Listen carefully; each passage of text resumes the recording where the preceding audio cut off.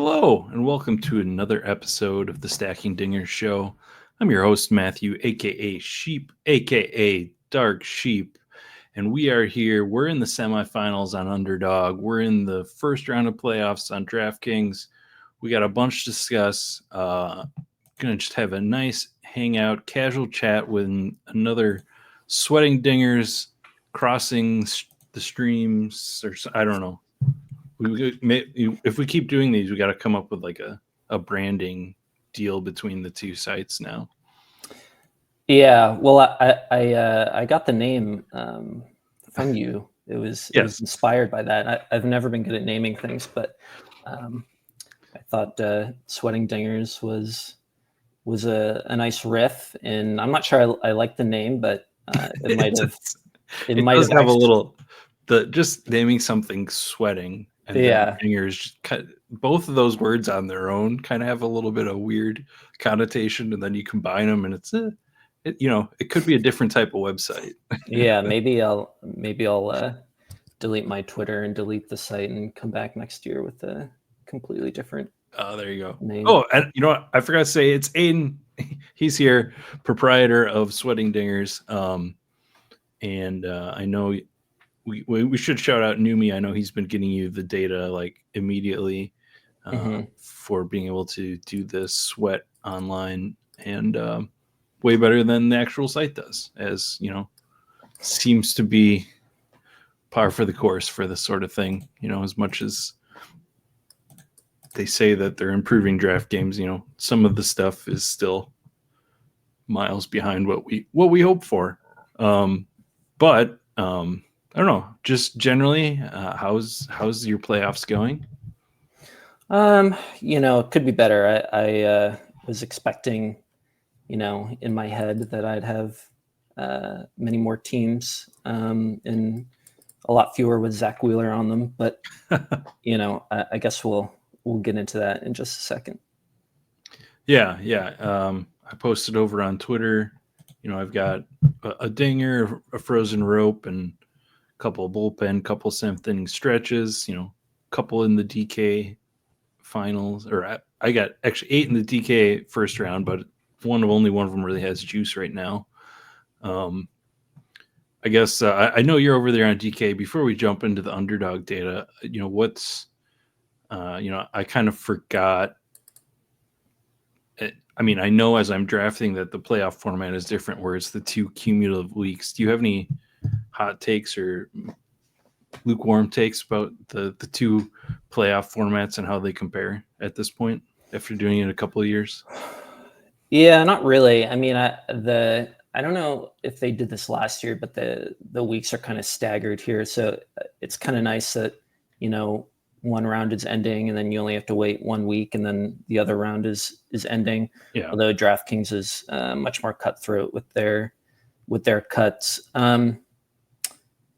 Yeah, I guess I don't have a lean really on what I prefer. I'm not even sure that strategy wise it's all that different, although the 2 start weeks might matter a little bit more on underdog. And you just got to hope that you run into a pitcher can stack his 2 starts in an optimal way.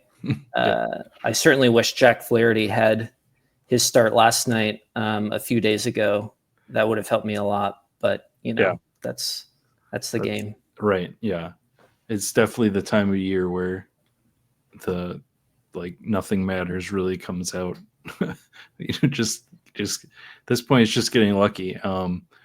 We still, I mean, I think the biggest thing last week, probably in terms of planning, like going like preseason and planning is the Diamondbacks really had a nice schedule last week that maybe that's a good segue over into the actual site here. Yeah, it does. Now that I'm thinking about it, maybe DraftKings incentivizes like the super consistent guys, because I I had a lot of Langoliers and Varsho this year, and they both, started off real hot in the underdog playoffs. And so it's nice to kind of bank those points and not have to rely on them for more than 7 days at a time, right? Yeah, sure. On DraftKings, Varsho's like a walking IL stint. And so like 4 home runs in a week is nice, but it's tough to rely on him to perform for 14 days straight. So that's certainly another aspect that I'm not sure that you can really plan for. Like there's only so many guys you can count on to play well for 2 weeks in a row, but Yeah. just something to think about. Yeah. Yeah. I guess yes. But the point I was trying to make is, 1, 2, 3, 4, 5. The sixth best score last week is Geraldo Perdomo as, the guy that everybody knew you needed in the playoffs. And he's had, I feel like if you look at his like weekly scoring this season, he's had some like crazy spike weeks at times. Yeah, I mean, I guess he's just been like a really good player this whole year, really. But yeah, super spiky, as you can see. But who would have thought at the beginning of the year? Right. Yeah. And, how much really, them selling gave him this opportunity. I mean, I guess he's kind of a middle infielder. I don't know. I don't know what their lineup looks like right now or who they're playing where. Well, they're playing Cleveland right now, and that's an important series for me. And they kind of sucked yesterday, so hoping they rebound tonight. Perdomo needs to put up these numbers against Cleveland. But yeah, we got looking at just the flex players here for scoring. Again, Shohei Ohtani doing Ohtani things like I don't hear just not playing as much daily stuff. I'm not quite as in tune with who's scoring what where, but like just quiet. I'm saying quiet. I mean, it's so tiny. Everybody's talking about Ohtani, but he still just put up a massive amount of points, and I didn't really hear much about it. Yeah, no, it's been quiet. Absolutely. I mean, he's obviously benefited from Judge taking some time off there, but yeah, he's number one overall scorer by a lot at this point, and it just feels like he's been putting up these numbers for a while now, and I think not only the best ball community but baseball as a whole kind of puts almost more weight on the start of your year in terms of how they perceive you than they do kind of on later months. And it's not even like he had a bad start. I mean, he was totally fine, but when you compare him to Judge or to like a guy like Kyle Tucker, I'm sure the sentiment with Kyle Tucker is still higher than it is with Ohtani, despite Tucker not being there for his advancing teams. Yeah, and supposedly getting some time off. But I think the third guy on the list is the perfect example of which where we talk about the beginning of the season versus the end of the season. Michael Harris, the second, he just has since the All-Star break been just hitting, and everybody. I think people were ready to send him to AAA at some point. And looking at Profar and Harris last week being the Braves guys you needed is just like it's just silly when we think about what we thought about the Braves at the at the beginning of the season. Same thing with looking down here at the Mariners. I mean, it's the two guys that were being drafted in Julio and Cal, but nobody was drafting the Mariners thinking that was an offense you wanted this year. Yeah, and Julio right on time as usual. underperforms in the best ball regular season and then comes in with 2 really great weeks in the playoffs. In Profar, man, I mean, I liked him. I didn't go into the drafting season thinking I would like him, but I think people kind of underestimated him almost too much for his cost. And I mean, it's just hilarious that the guy gets busted and misses half the year and then comes in at 4.7% and puts up an Ohtani score. Yeah. And it's not even that score that surprises me. It's just how much he was even in, how far he made it. Like almost 5% of teams. Yeah. Is there a bigger discrepancy between fantasy value and actual team record than the Braves? Like, aren't they still under 500? And they, I mean, yeah, they just have guys putting up these scores. Yeah. I think maybe Ozuna's down there too. They've got no pitching, but Yeah, I'm trying to think. I think so. I know, the Athletics guys had a pretty decent week too. Their team kind of stinks, and it's just been offense. I know a couple of my athletic stacks really, or a couple of the teams that got through for me were athletic stacks. They're not up here at the top of the total points, but they were pretty good. Yeah, I feel good about those for sure going forward. The thing I wanted to see was, okay, Nick Kurtz 8. I was just kind of looking at the real extremes here. Mikael Garcia's up here and Nick Kurtz. As far as how many teams were actually with those guys. Okay, Miguel Andujar. There's one. We got to scroll down to him. I mean, he still had a pretty good week in terms of where we were at, but I mean, nobody was drafting him. He wasn't even red at the time. So you couldn't have been drafting him for a week in Cincinnati at the time. Mm-hmm. Let's check out the pitchers. And again, our 2-start guys. Let's see.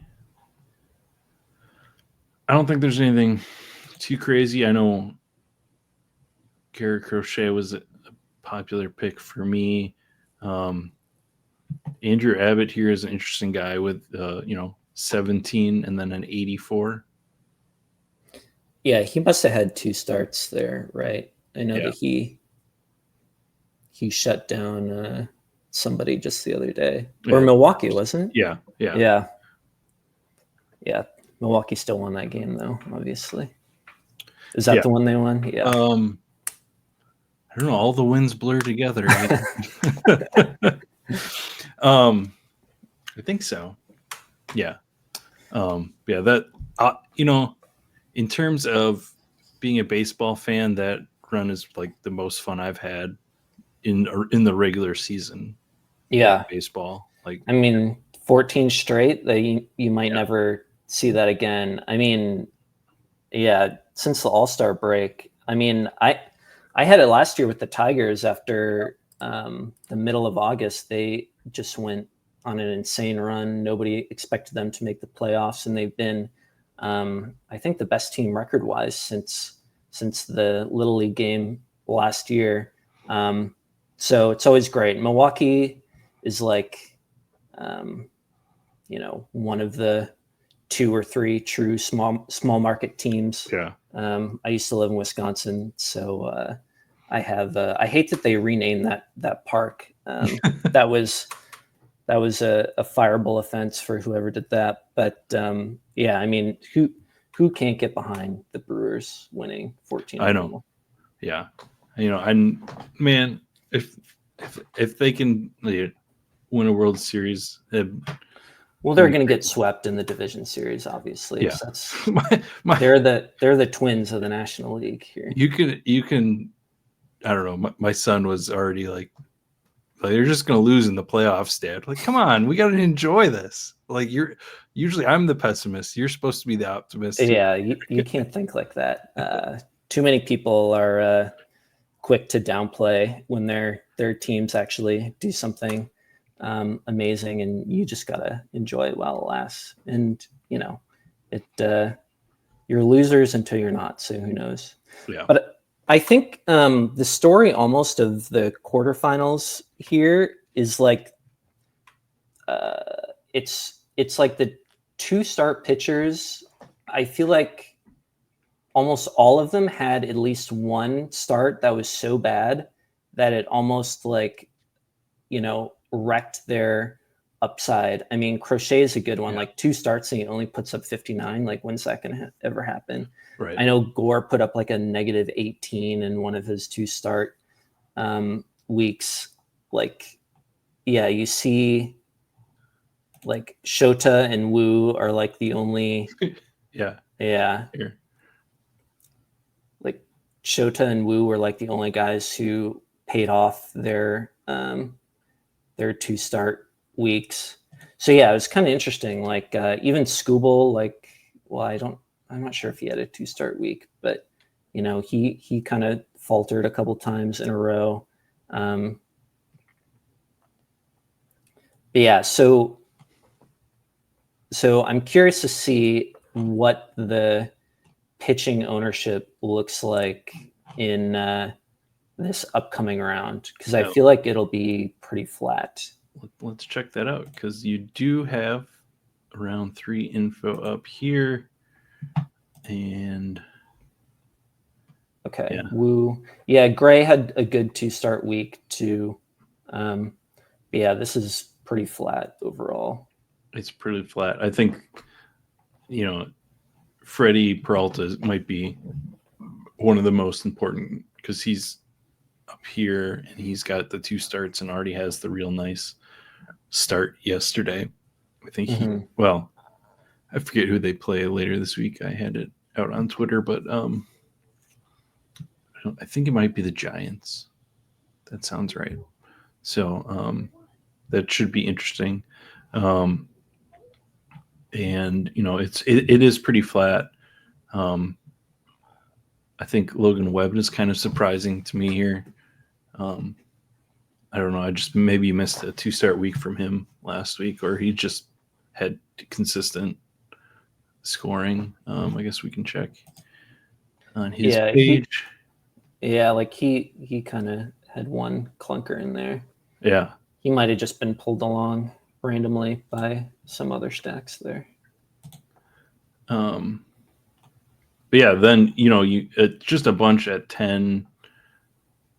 I think one of the most interesting when you get into these injured guys, Spencer Schwellenbach's kind of the top here. There's some Nick Lodolo teams. Zach Wheeler's out, as you said. These guys that get pulled along, that we all have, feels like we all have one on our roster, almost all team. Bryce Miller is going to start this week, so he should be back to make at least one start. I have him on one of my DraftKings teams. Yeah, I think we haven't talked about our surviving teams yet, but I think I have I don't know if it's in the dinger or not, but I have one with 4 Seattle pitchers, including Bryce Miller. Okay. And I think Logan Gilbert's start last night might have torpedoed the chances for that one. But if Bryce Miller is coming back, that's really nice. Yeah, because that was kind of one of the trying to stack the 2 start weeks for you. So how do you feel about that? Outside of the bad result of the start last night, how are you feeling about that at this point in terms of process? I mean, I still think it's a great process. I mean, as long as you're drafting 3 or 4, probably not 5, but 3 or 4 pitchers who are actually good and capable. I mean, it the thesis is the same, right? You can you have a much higher percent chance of running into one or two start weeks among those guys. And, in terms of however small the correlation might be, like, if a team has good injury luck generally with pitchers, you're going to benefit from that. And if they have bad injury luck, you weren't going to advance anyway, so it's not a big deal. But yeah, I think people should definitely be talking about that more than they are. It just makes too much sense. Yeah, and where it is a group like that where they all can be good, maybe minus Luis Castillo at this point, but I think the interesting thing is, we were looking at the top scorers, and then we look at actual ownership here, and Otani's kind of down the board, 14th in ownership. He had the best score. So I think that's interesting. And guys, we see a guy like Cal Raleigh who had a good week. He was in the top 15 or whatever in scoring, but he's still massively owned just based on his massive ownership in the regular season. Yeah, that's probably a stacking thing. Like, I think he came in at about 40% advance rate, so that's would be 20% ownership in the playoffs, and obviously he's almost at 30 right now. But yeah, I mean, he had a good week. Nothing that should drive his team specifically, but obviously we saw Julio and what Suarez had good weeks last week too. So that's definitely a driver. Nobody was really stacking Suarez with him, but no, right. I get your looking at this, like Christian Yelich and Taylor Ward, number 2 and 3, I feel like I should have more teams in the finals because these were two guys at a certain point in the draft where, I just loved them where they were going at outfield. So, it's kind of bittersweet that I only have one, and I think my leader last week on my Dinger team was Lourdes Gurriel, just as I had planned when I drafted that team. It's a Kyle Tucker team, my Dinger team. Oh yeah, I think Ward and Neto might have been, if it wasn't the top 2 pair, it was near the top for me. So I'm annoyed that I didn't somehow drag those guys through. I'm sure I just had a bunch of other terrible Angels with them. Although Adele has been good this year. That's pretty much it. Yeah, Adele, another one. I think I was looking here earlier today. There's only one Caleb Durbin team somehow. I was just scoring on yesterday's games. Pretty pointless, but it was a fun little look at. But it's crazy to me that there's 324 Jerks and Profar teams that made it to this point. He wasn't exactly cheap, but it would be interesting to go back and look. Maybe we can. Let's go to total scores. Just here.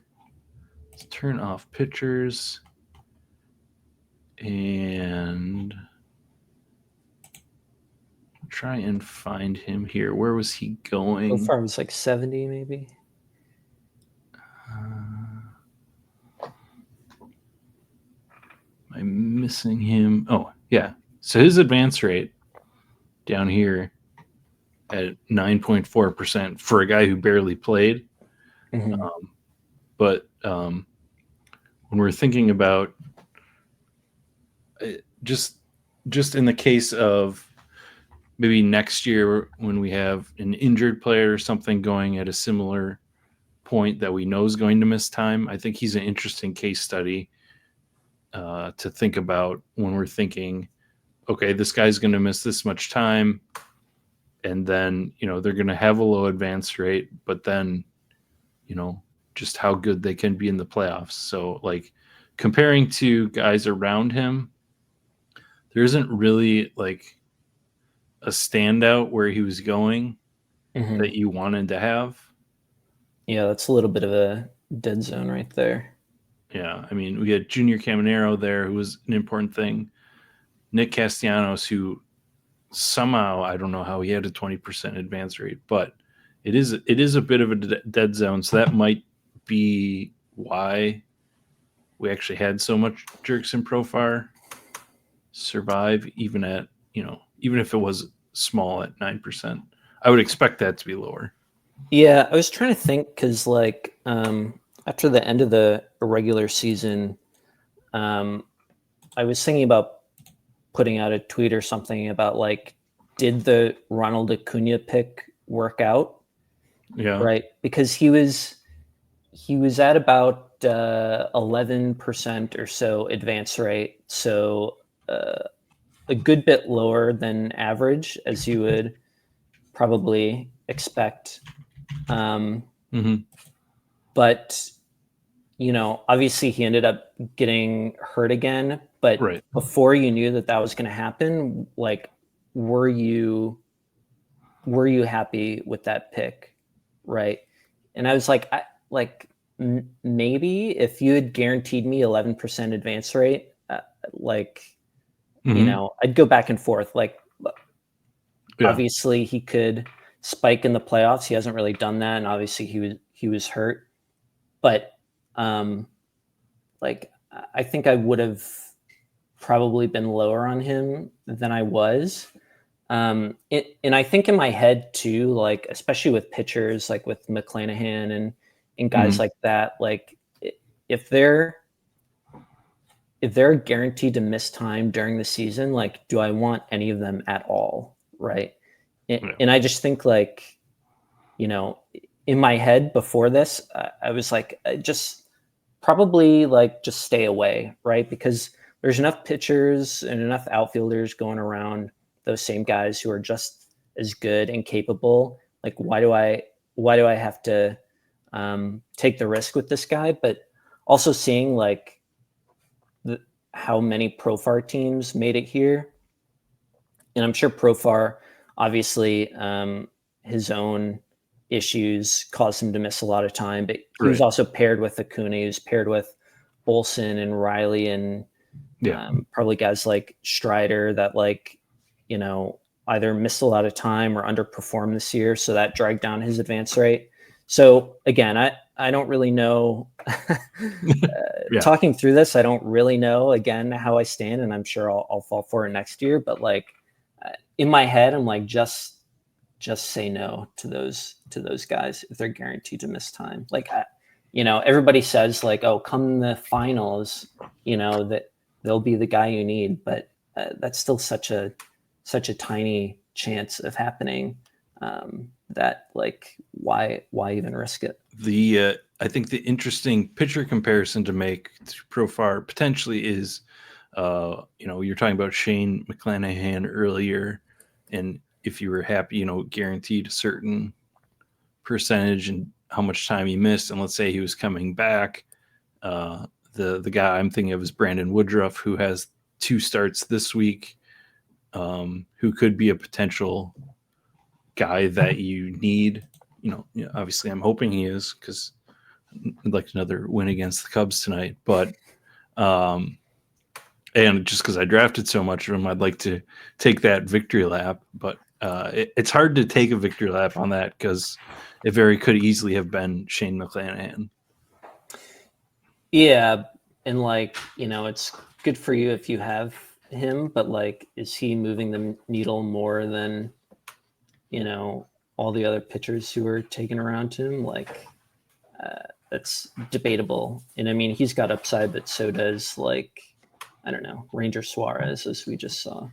Right. So yeah, I'm sure there'll be much debate next season. But I think one thing I'll try to do next year is consolidate my exposures a little bit more, and so if I can just like X out those guys that I know are going to miss time and aren't, obviously it's different for like 17th rounder than a second rounder. But, Yeah. If I can just X out some guys without thinking about it, then I'm more than happy to do that.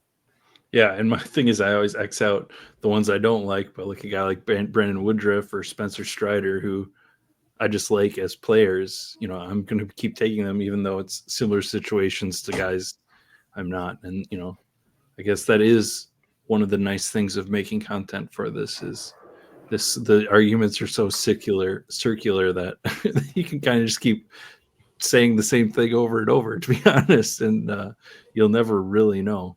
But you can talk about it with a lot of confidence and pretend like you do. Yeah. Maybe I'm giving the secrets to that I've learned in talking about this contest is you can kind of just keep talking about the same things and people keep listening. Yeah. You should almost talk about the things that you talked about before, because, all the new people are going to have their own strong opinions. And then, the people who have always been mad at you get to, be mad again. So, Thankfully I don't have a ton of people that really, this isn't quite big enough. I'm not like some of that is scare me about getting into football stuff. You're not an NFL streamer. Yeah. Right. Yeah. There's a lot bad. more people that have a lot more opinions there. And I don't really have much to add other than, I think we talked about it before, is just kind of this year drafting from the gut a little bit more on football, just to have some fun. Yeah. Anything else you want to talk about this contest or any other contests? No, I think I got. Because we can take a quick look at the difference between the dinger and the frozen rope here. It's a lot more pictures up top here, it looks like. That's true. Uvalde's up here, Sonny Gray, Crochet, even though he didn't have that great week, he still is up here in the ownership, and Freddie Peralta. Pretty similar names though that we see. There's not, I don't think there's some jumbling on the list, but I don't think we see a big change. And I haven't really thought of too much because the advanced structure in the frozen rope is quote unquote better, but I don't know that. I mean, looking at this who's here now in the semifinals for it, that drafting any differently than you did the dinger would have made too much of a difference. Yeah, for me, when I was drafting the frozen rope, I definitely tried to lean more towards the elite pitchers. I can't even remember my thought process at the time, but just like, when you're spending that much on entry fees and you only have like 20 entries or whatever, if you maxed it, like you kind of you don't really want to have the experience of seeing, a bunch of late round pitchers try to play out. Right. When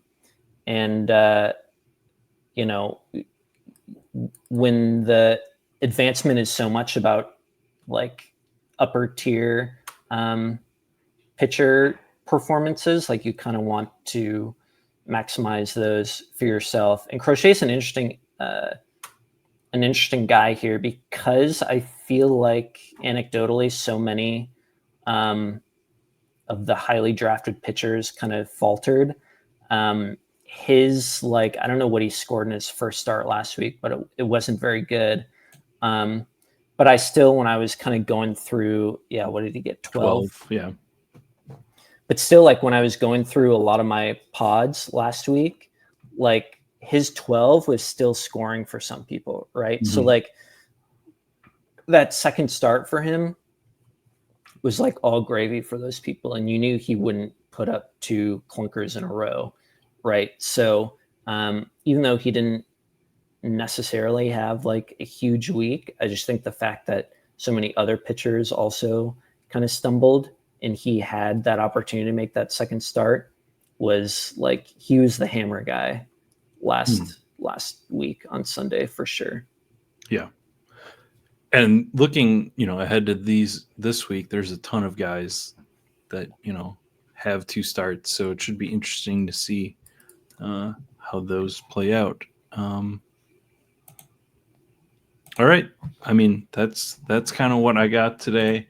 I don't know if you had anything else you wish to talk about.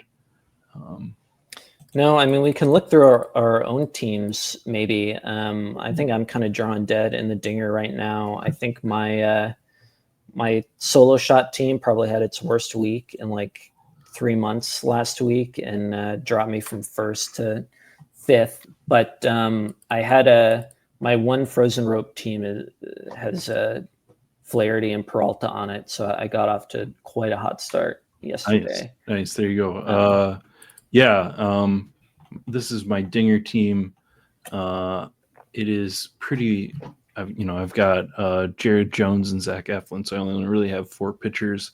I do get a Paul Skeens to start, so maybe that gives me some juice this week.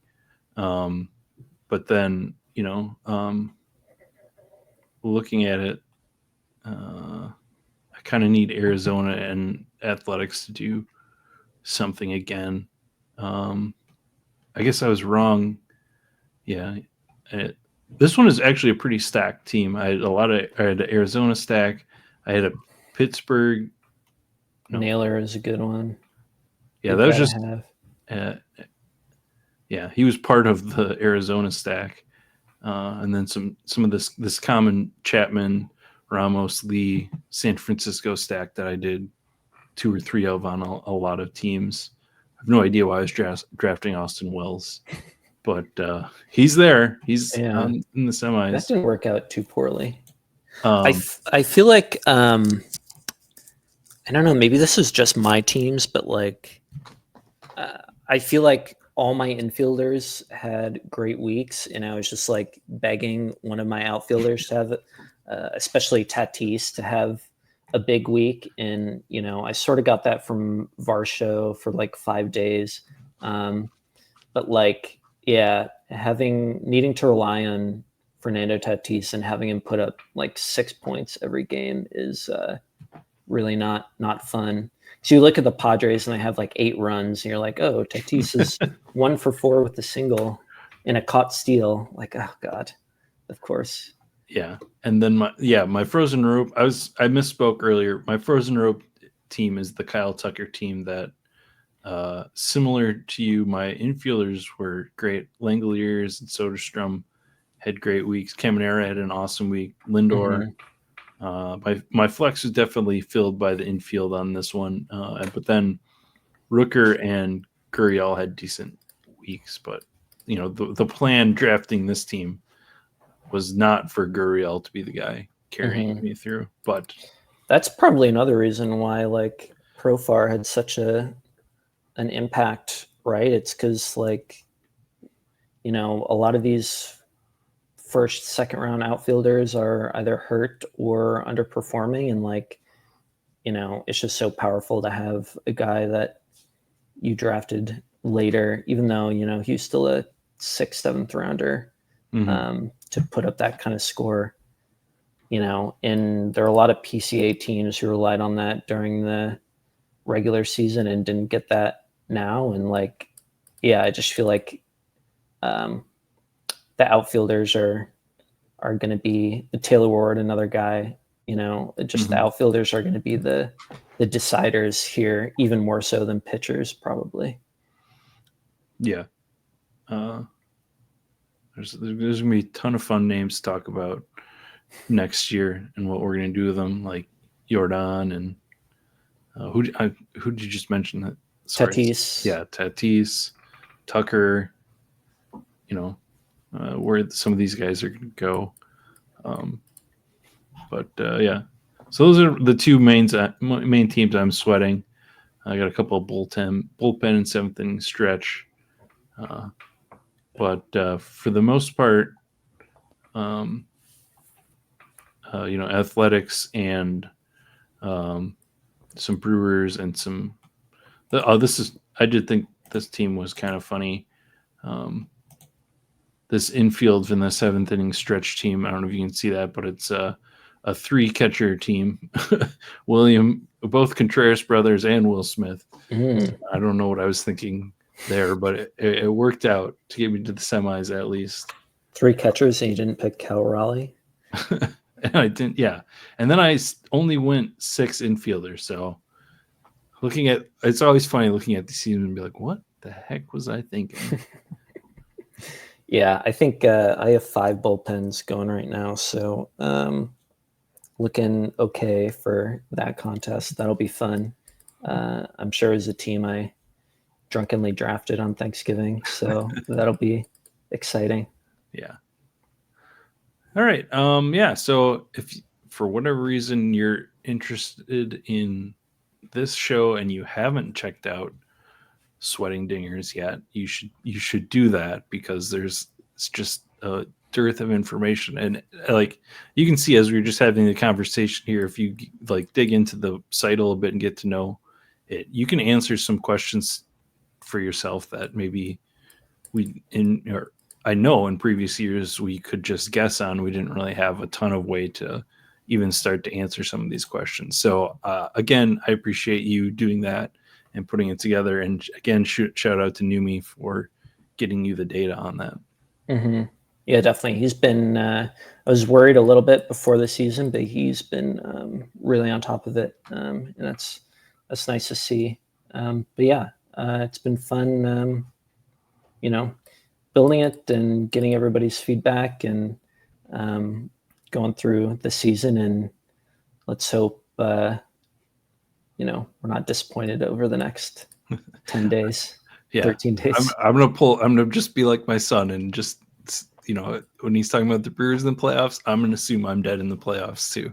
Here, I'll take his job here to be how many games are the Brewers up on the second place for the 1 seed right now? It would be the Dodgers. I don't know. I know that they've. What do we got? Like 40 games left here.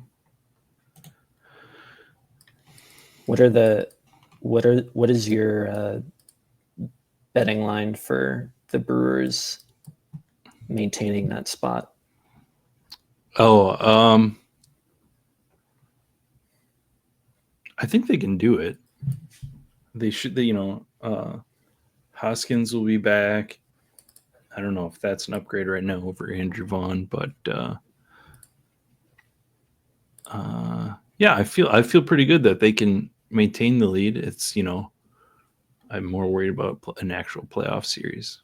Yeah, because it doesn't matter any team can lose in the playoffs, and most teams do. That was the other thing I was trying to explain to my son. I was like, yeah, the Brewers probably will lose. There's only one team that wins each year. Yeah, I'm actually curious, real quick, what your opinion on their trade deadline was, because I know their big run kind of happened afterwards, but I know the Tigers' Twitter has been kind of insufferable, complaining that they didn't send the number 1 prospect and the number 7 prospect off to the Yankees for a guy who might pitch 20 innings for them. And I'm like, look, in this day and age, like, it's more important to consistently make the playoffs rather than being the best team you possibly can when you get to the playoffs. I mean, I know the Yankees and Dodgers just played, but before that we had Texas and Arizona as wildcard teams. So, people just have to chill out and, root to win the division, but just making the playoffs is, the goal here. And right. I know that, it's better to set yourself up to make them for the next 5 seasons than it is to maximize your chances in this season. Preller gets all the love, but he's making all the mistakes. So yeah, I know my Padres friends are have mixed feelings about him, but yeah, I mean, my brain agrees with you. My heart remembers CC Sabathia's, well, that's an all-timer. That's never going to be replicated again. Oh yeah, I know, but I'm telling you, that's where that comes from, is the the season of CC, and just like that, like a third of a season that he played for us just like cemented him as one of the best Brewers pitchers ever. Just, you know, and the history there of just finally being back in the playoff contention for like the first time in forever, and just the fun of that. So that's where my heart. Does he make the Hall of Fame if not for that half season? Yeah. You think so? Yeah. Just because he's a Yankee. Yeah, and he was dominant in Cleveland, and he then a Yankee, and yeah. Other random thing I saw, people were kind of upset that he didn't have anything from Cleveland in his, on his little display or whatever at the hall. I know that was, but yeah, I think, as far as following Brewers Twitter and the trade deadline, the thing I was against, everybody kept saying we should trade Jose Quintana, and I was like, no, this is the guy you want. This is a playoff starter. Like, he's not great, but you want him to start that third playoff game, right? Yeah, and maybe fourth now, depending on. But like, I trust him, as awesome as Quinn Priester has been, and the changes he's made.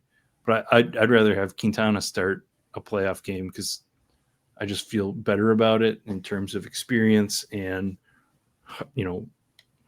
at that point, heart rate going into a playoff game, it's just another start for him.